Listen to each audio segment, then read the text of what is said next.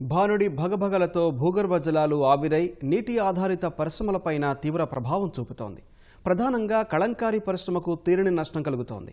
కళంకారీ పరిశ్రమలో పనిచేసే వాళ్లు వస్త్రాలు తడిపేందుకు నీరు లేక అష్టకష్టాలు పడుతున్నారు. నీటి జాడ కోసం వందల మైళ్లు ప్రయాణిస్తూ జీవన పోరాటం సాగిస్తున్నారు.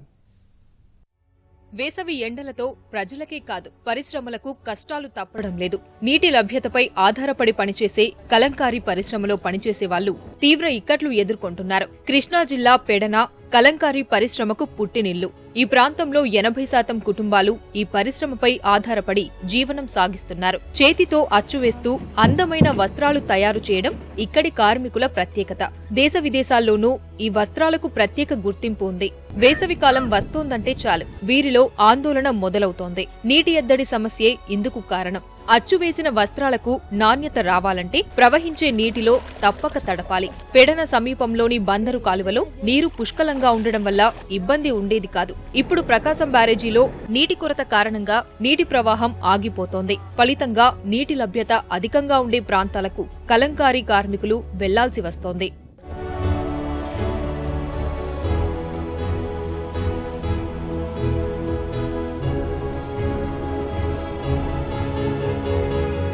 ప్రకాశం బ్యారేజీ నుంచి లీకైన నీరు సహా ఊట నీరు చిన్నపాటి పాయలా దిగువకు ప్రవహిస్తూ వేసవిలో కలంకారీ పరిశ్రమ మూతపడకుండా కాపాడుతూ వస్తోంది. పెడన నుంచి ఆటోలు లారీల్లో తరలించి వస్త్రాలను 70 కిలోమీటర్ల దూరంలోని శ్రీకాకుళం గ్రామ సమీపంలోని కృష్ణానదిలో తడుపుతారు. అక్కడ ప్రవాహం ఆగిపోవడం వల్ల 200 కిలోమీటర్ల దూరంలో ఉన్న తూర్పుగోదావరి జిల్లా సిద్ధాంతంలోని గోదావరి నదీ తీరానికి తీసుకెళ్తున్నారు. దీనివల్ల వ్యయప్రయాసలు తప్పడం లేదని కార్మికులు ఆవేదన వ్యక్తం చేస్తున్నారు. నీళ్ళకి అసలు ఈ ఊర్లో లేదండి. ఎక్కడో రాజమండ్రి కానీ అటు సైడ్లోకి వెళ్తున్నారు.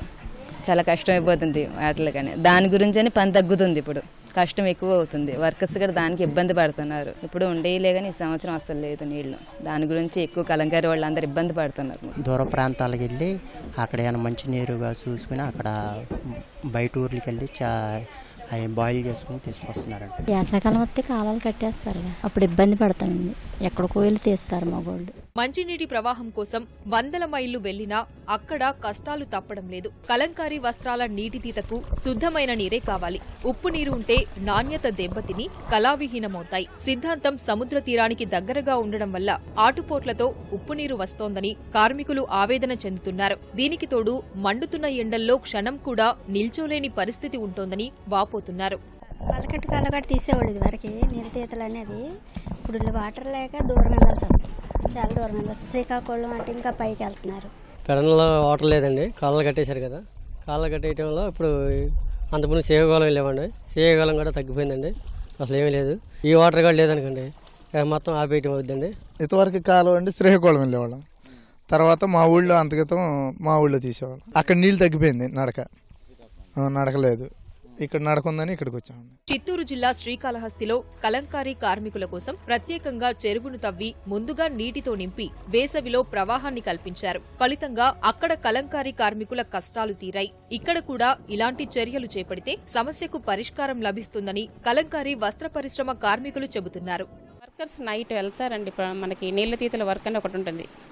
కెనాల్ రన్నింగ్ వాటర్లో ఈ కలంకారీ క్లాత్ని నానబెట్టి తీస్తారనమాట. వర్కర్స్ని మంచి పేమెంట్స్ ఇస్తూ ఇబ్బంది లేకుండా వర్క్ చేసేటట్టుగా వాళ్ళని ఎంకరేజ్ చేస్తే ఈ ఫీల్డ్లో ఉంటారు, లేకపోతే వేరే ఫీల్డ్లోకి వెళ్ళిపోతారు కదండి. గత 4-3 సంవత్సరాల నుండి కృష్ణానదిలో నీరు లేకపోవడం మూలంగా ఈ దిగువన ఉన్నటువంటి శ్రీకాకుళం కానీ తోటలవల్లూరు కానీ ఈ గ్రామాల్లో ఉన్నటువంటి ఏరుల్లో నీరు లేక తూర్పుగోదావరి జిల్లా మీద ఆధారపడాల్సిన పరిస్థితి వచ్చి 200 కిలోమీటర్ల దూరం దాదాపుగా వెళ్ళి ఆ ప్రక్రియను పూర్తి చేసుకురావడానికి మాకు చాలా ప్రయాసతో కూడుకున్నటువంటి విధానం కనపడుతుంది.